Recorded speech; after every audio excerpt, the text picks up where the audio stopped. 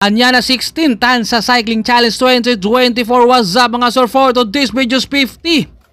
Above category start pa lang ay si Romeo kami tumakas na ang si Clifford naman ang tagahabol. Rito ng mga American Binil versus Time Excellent Toddlers tayo at saka mga team Tansa. Grabe si Romeo Kamingaw. Talagang start pa lang ay gusto na niyang pasabugin kagad pero si Bayre dito nasa likuran. Suminyas ang palit si Romeo Kamingaw. Nako, pinagtrangko rito. Nako, papagurin ka lang yan ni Romeo Kamingaw. Pagkatapos iwan ka niyan, Bayre.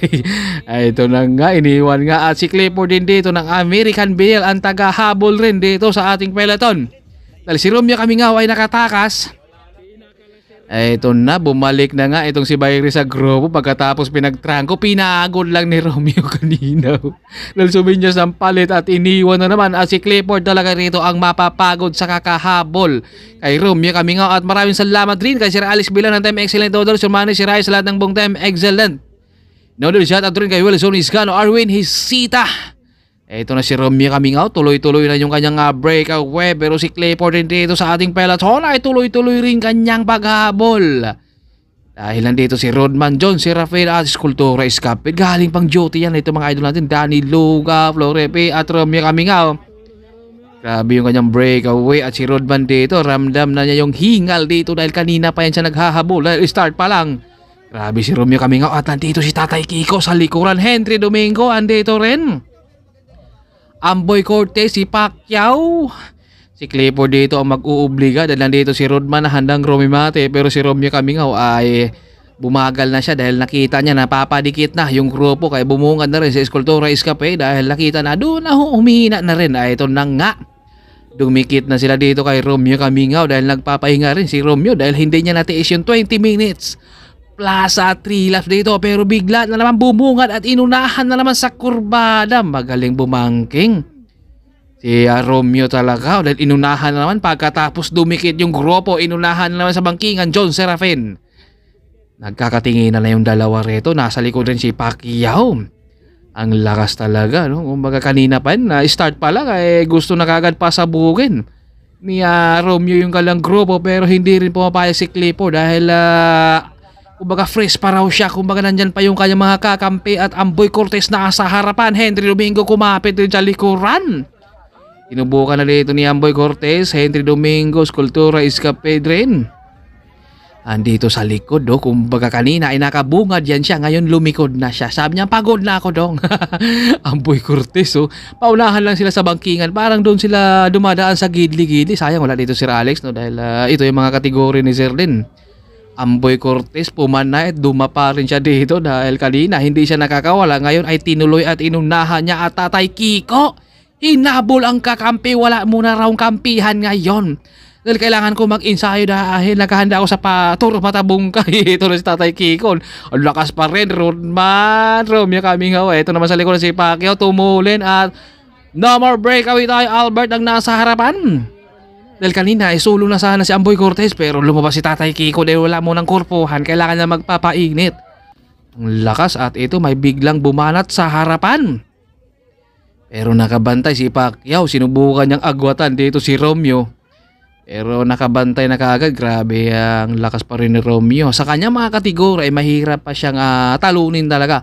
Kailangan mga foreigner ang kalaban nito. Ibang bansa kalaban ni Romeo Kamingaw. Dahil kung Pilipinas lang, mahirap talunin talaga si Romeo at si Pacquiao rito. Nakahanda ng umangat at Henry Domingo rin. Sinubukan niya yung umangat rin dito at pumanay. Pero hindi siya makakawala kay Romeo. Nahirapan sila dito dahil si Romeo gustong babana at pwede pero habol si Clifford rin. Mag-aggressive dito si Romeo na makakawala sana siya pero hindi rin siya pinagbibigyan. Kaya ngayon ay tagahabol siya kung sino man ang lalabas. Kaya nakabungad siya rito lagi para kapag may lalabas dyan, madali niyang makita. Nasa likuran din si Albert. Pumanay rin sa kaliwa. Nasa harap. Itong si Romeo kapag lalabas to, kapag nakita naman niya dito sa harapan, hahabulin na naman to si Albert dito. Hinabol na naman ni Romeo. Dahil nakabungad si Romeo dyan, siya yung tagahabol. Umaga buo na naman sila rito at may pumanay sa kanan. Tumingin na naman dito si Romeo dito. Hahabulin na naman kayo dito si Bayre. Kapit rin dito pero si Romeo dito ay hindi na talaga siya nagpapaiwan pa.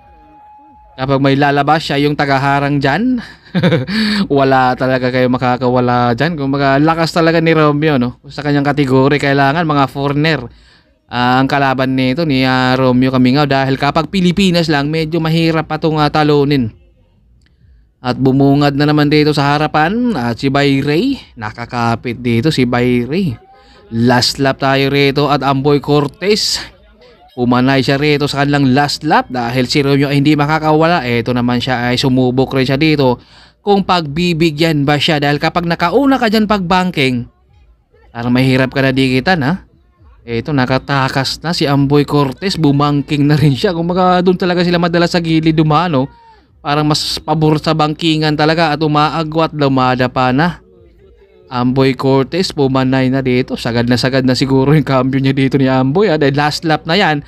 Ang ating peloton, nandun pa mga American Vinyl, mga Team Tansa rin. Romeo ang nakabungad. Eto biglang umagwat si Romeo. Roadman, humahabol rin si Eban. Alice Cultura, Escapedre, pumanay rin, pero si Romeo umagwat na naman dito. Champion na naman si Romeo, kami nga si Eban, Roadman, at panglima natin si Escultura, Escaped. Ang lakas talaga. Eto, dahil inabot si Amboy Cortez, hindi na talaga siya rumimati, oh.